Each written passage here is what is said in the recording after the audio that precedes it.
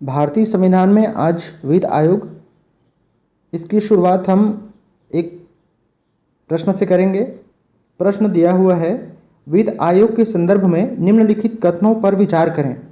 पहला कथन दिया है, वित्त आयोग का गठन संविधान के अनुच्छेद नंबर 280 के तहत 5 वर्षों के लिए ही होता है।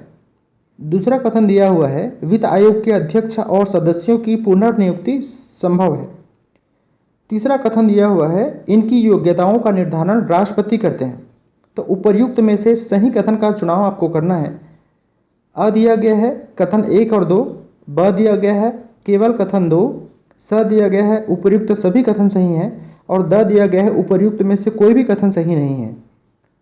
तो इस प्रश्न का उत्तर हम करेंगे, लेकिन इससे पहले आपको कुछ बेसिक चीज़ें पता होना चाहिए।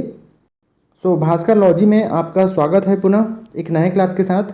आज की क्लास में हम भारतीय संविधान में दिया गया वित्त आयोग, फाइनेंस कमीशन ऑफ इंडिया, उसके बारे में जानकारी प्राप्त करेंगे और उसे समझने की कोशिश करेंगे जो प्रश्न में आते हैं। तो शुरुआत करते हैं हम परिचय से।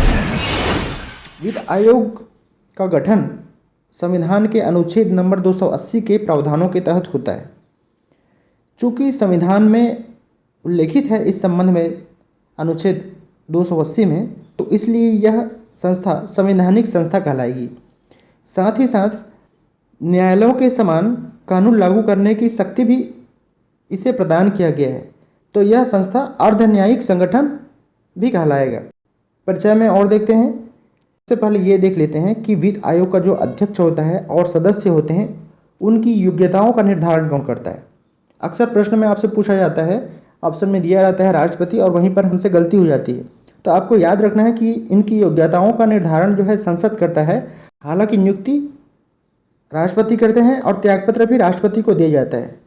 सामान्यतः वित्त आयोग का गठन 5 सालों के लिए होता है, या फिर जब राष्ट्रपति उचित समझें। संगठन यदि हम देखें तो सदस्यों की संख्या 4 होती है, एक अध्यक्ष होता है। इस प्रकार से टोटल 5, तो कुल 5 लोगों से यह आयोग बना होता है। एक अध्यक्ष होता है और 4 सदस्य होते हैं। 4 सदस्यों में से 2 सदस्य पूर्णकालिक होते हैं और 2 सदस्य अंशकालिक होते हैं। वहीं जो एक अध्यक्ष होता है उसके बारे में लिखा गया है कि वह सार्वजनिक मामलों के अनुभवी होना चाहिए। यहाँ पर यह भी याद रखें कि कोई सदस्य या अध्यक्ष पुनर्नियुक्ति के काबिल होता है, मतलब पुनर्नियुक्ति हो सकता है। अब देख लेते हैं कुछ कार्य और शक्तियाँ। हम सिर्फ उन्हीं कार्य और शक्तियों को देखेंगे जो एग्जाम के दृष्टिकोण से इम्पोर्टेंट है और जो आने वाले हैं या आ चुके हैं। तो वित्त आयोग करों से हुई प्राप्तियों को केंद्र और राज्यों में वितरण या बंटवारे का अनुशंसा करता है। इस तरह से यह राजकोषीय संघवाद का संतुलक या वित्तीय संघवाद का नियंत्रक भी कहा जाता है। आयोग अपनी रिपोर्ट राष्ट्रपति को सौंपता है, न कि डायरेक्ट संसद को। तो पहले राष्ट्रपति को सौंपेगा और राष्ट्रपति संसद के दोनों पटलों पर उस रिपोर्ट को रखवाता है।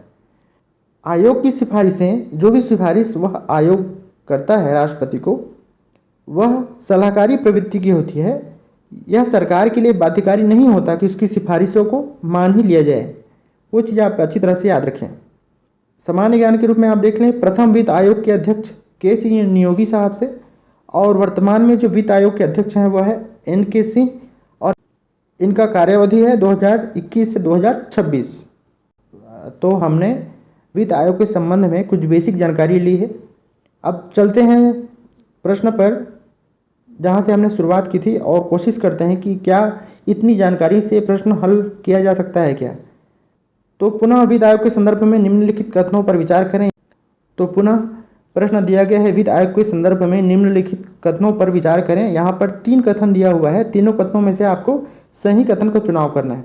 देखिए, वित्त आयोग का गठन, पहला कथन क्या कह रहा है, वित्त आयोग का गठन संविधान के अनुच्छेद 280 के उपबंधों के तहत 5 वर्षों के लिए ही होता है। देखिए, पहला कथन जो है वह सही प्रतीत हो रहा है, लेकिन यह कथन सही नहीं है। इसका कारण है यह ही सही है, लेकिन इसमें दूसरा भाग में क्या दिया हुआ है, 5 वर्षों के लिए ही होता है। तो जो ही वर्ड है, यदि ही वर्ड नहीं रहता तो यह कथन सही होता, लेकिन ही वर्ड दे दिया गया है, तो इसका मतलब यह कथन सही नहीं है। क्योंकि हमने देखा ना कि 5 साल के सामान्यतः गठित होता है, लेकिन जब राष्ट्रपति उचित समझे, ये भी हमने देखा, राष्ट्रपति उचित समझे तो ये जो कार्यकाल है और समय है दोनों ही चेंज हो सकता है। दूसरा कथन दिया हुआ है, वित्त आयोग के अध्यक्ष और सदस्यों की पुनर्नियुक्ति संभव है। हाँ, ये सही है, क्योंकि पुनर्नियुक्ति संभव है। इनकी योग्यताओं का निर्धारण राष्ट्रपति करते हैं। हमने देखा था कि जो भी अध्यक्ष और सदस्य हैं उनकी योग्यताओं का निर्धारण संसद करता है, ना कि राष्ट्रपति करता है। तो हमने देखा कि तीसरा कथन भी गलत है। तो सही कथन कौन सा हमको मिला? केवल कथन 2। तो इसका आंसर हो जाएगा बी, केवल कथन 2 ही सही है, बाकी सभी कथन गलत हैं। तो आपको बहुत ध्यान से समझना है प्रश्न को, और जितना डाटा आपने अभी पढ़ा है, मेरा विश्वास है कि उसी डाटा में से वित्त आयोग से जो भी प्रश्न आएगा उस डाटा में से ही आएगा। तो आपको इतनी सारी चीज़ें रिवीजन करनी है और आपको बहुत सारी बुक्स पढ़ने की आवश्यकता नहीं है, चैप्टर ख़त्म होता है। मिलेंगे नए क्लास में नए टॉपिक के साथ। Thank you.